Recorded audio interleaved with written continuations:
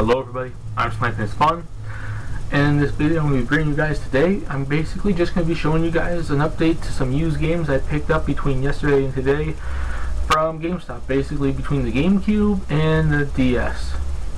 I'm going to start off with yesterday's stuff I picked up, and then go into today's, and there you go. I'm going to start off with the GameCube games I got up. I got this game for $5, and it is Billy Hatcher and the Giant Egg. I never played this game before. I think I might have tried out a demo, but I'm not fully sure. But for $5, I was like, you know what, I'm going to give it a try and see if I like it. And I did barely play it last night, and it does seem quite, fun. And I do want to get more to playing it, soon. And it's a Sega game. I like some Sega games. I'm not a big fan of Sega, but I like some of their games, namely Sonic and whatnot. The next game was the one when I went yesterday that I spent the most money on, and it was Burnout 2 Point of Impact. Came in that generic, boring GameStop case. I remember renting this game a few times back then back then on the GameCube. I remember renting this game a few times, playing it with like friends and family. It was pretty cool. I especially like the crash mode, which is also a pretty sweet part of the game. You just crash and you just make a mass pile up of destruction, pretty much. And it was one of those games where like I need to get it. I don't know why, I just had to get it because I want to get a few more of the Burnout games. I did like a few of the Burnout games. I never played the first one. I played this one. I liked this one. I played the third one. I liked the third one. I played Takedown, and I think I played the one after Takedown, but I really did like the ones I did play 2, 3, and Takedown. Like the one after that was, okay with. I don't know. I wasn't like the greatest fan of it, and I didn't play any of the recent ones, if there's how many there are. Then onto the DS. I got both of them were $5. I've heard of this series before. Barely, not much, but barely. And if I ever find the older games, which I think they're on PlayStation 1 or something, I don't know what systems are. I don't have to do research. I might try them out, but I found this there, and it's Lunar Dragon Song. I was like, $5. It's an RPG I never played. I'd like to try it out and see what it's like because I like RPGs. I haven't played it yet. Out of all the games I got yesterday, this other DS game and those 2 GameCube games, I played them all last night. I haven't played this one yet, but I did check up on Game Facts and all that last night, and I haven't heard that many great things about it. But a lot of people say it's like they don't like it, or people say it's average. But that's their opinion. Maybe if I play it out like it, I'll give the game a chance, especially since it's an RPG I never played, and I'd like to see if I actually would like to get into the series or not. Maybe it might not be the best game in the franchise, but doesn't mean I won't like it. I'm gonna give that game a try by the end of today.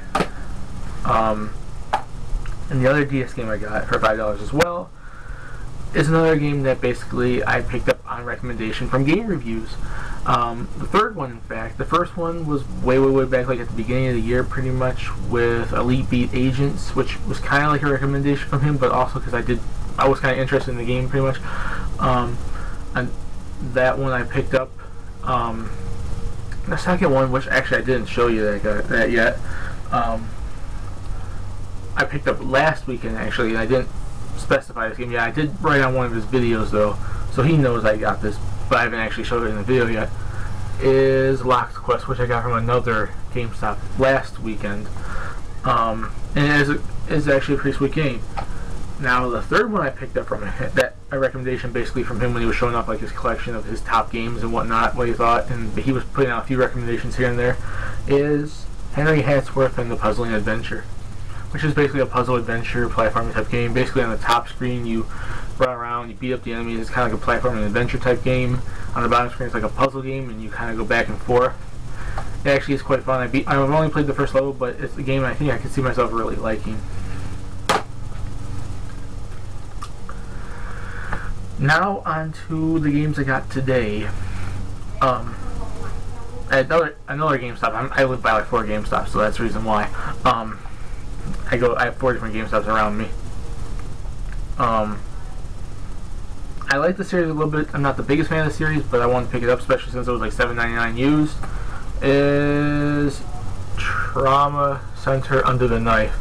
The first Trauma Center game that came back out like 2005-ish, 4-ish or so.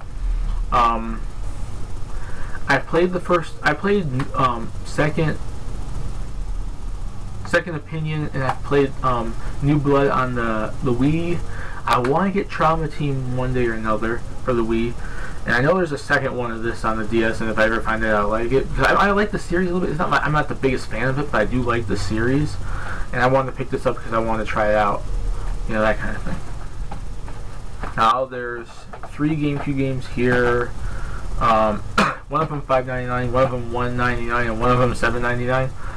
The $7.99 one is Prince of Persia: Warriors Within. They had this one, and they had Two Thrones, I think it was. I don't know which one's which. Which one? I think Two Thrones is the second one. Or is this the second one? I don't know which one. But that one was $9.99. I'll go back there one day and get that if they still have it. And I still have to find Sands of Time. And I would like to maybe one day get the Wii one as well. The Sands of Time one, that, or whatever it's called. That new one, that's actually a pretty sweet game. I rented that last year. It was pretty cool. But I one day would like to get into this series.